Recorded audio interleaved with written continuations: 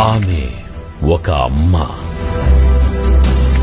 ఆమె ఒక విద్యాధికురాలు. ఆమె ఒక నాయకురాలు. ఆమె ఒక అపార అనుభవజ్ఞురాలు. ఆమె ఒక పోరాట యోధురాలు.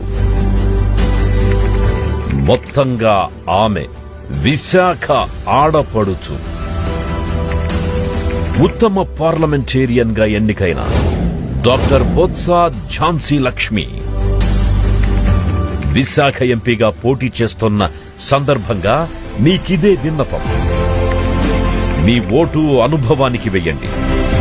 మీ ఓటు నమ్మకానికి వెయ్యండి. మీ ఓటు ఒక మతనానికి వెయ్యండి. మీ ఓటు మీ ఇంటింటి సంక్షేమానికి వెయ్యండి.